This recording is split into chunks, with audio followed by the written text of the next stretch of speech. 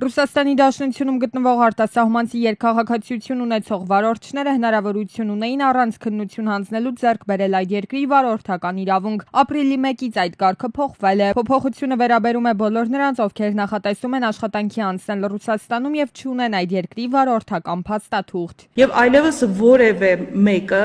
առանց բացառության իր կարգավիճակի չի կարող վարորդ աշխատել, չունենալով Ռուսաստանի Դաշնության վարորդական իրավունք։ Դա տուգանքի ենթակա է, դա խախտում է համարվում եւ երկու անգամ եթե անձին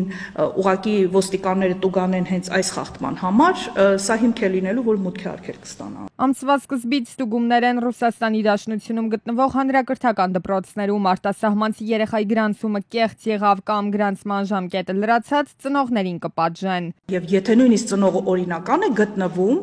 ապա հնարավոր է նաև նրա օրինական գտնվելը չեղարկվի եւ հնարավոր է նաև արտաքսում լինի ծնողների եւ երեխաների։ Մասնագետը հորդորում է Ռուսաստանում գտնվող արտասահմանցի, այդ թվում նաև հայազգի ծնողներին չգնել կեղծ ռեգիստրացիաներ։ Դրա համար կարող են ծնողին երեխաների հետ արտաքսել, ընդհուպ քրեական պատասխանատվության ենթարկել։ Իրական ռեգիստրացիա արեք ձեր բնակության վայրում, ձեր երեխաներին նույնպես։ Եթե ծնողները նախատեսում են իրենց երեխաներին ուսման տալ ռուսաստանյան կրթական հաստատություններում, պարտադիր պայման է, որ երեխաները ռուսաց լեզվի իմացություն ունենան։ Դպրոց ընդունվելու պահանջվող անցողի քշեմը հաղթահարելու համար։ Երեխաների հետ տվեք պարապելու ռուսաց լեզու, եթե պատրաստում եք, որ ձեր երեխան պետք է դպրոցում սովորի, որովհետև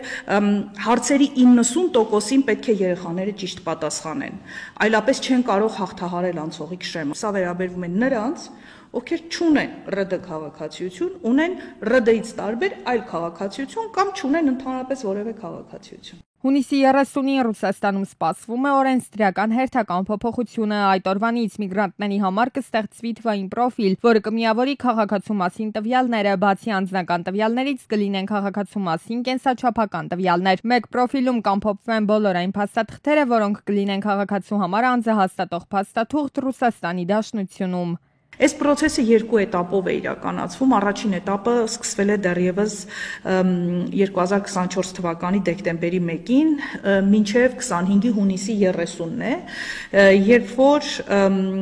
վերցնում են օտարերկրացիների կենսաչափական տվյալները հետևյալ սահմանակետերում՝ Մոսկվայի Շերեմետիևը, Դոմոդեդովը, Վնուկովը, Մոսկվայի մարզի Ժուկովսկի օդանավակայաններում եւ Օրենբուրգի մարզի Մաշտակովը ավտոմոբիլային անցակետերում։ Իսկ 25-ի հունիսի 30-ից կլինի բոլոր օդային եւ ցամաքային անցակետերում։ Մինչև Ռուսաստան մուտք գործելը ոչ վիզային ռեժիմ ունեցող քաղաքացին բջջային հավելվածով կարող է լրացնել տվյալներ, ներկայացնելով, որ 72 ժամ հետո ինքը մուտք է գործելու Ռուսաստան։ Իր տվյալները ստուգվելու են Ռուսաստանի Դաշնության պատկան մարմինների կողմից, եւ եթե նրա մուտքը կթույլատրվի, նա կստանա համապատասխան կոդ,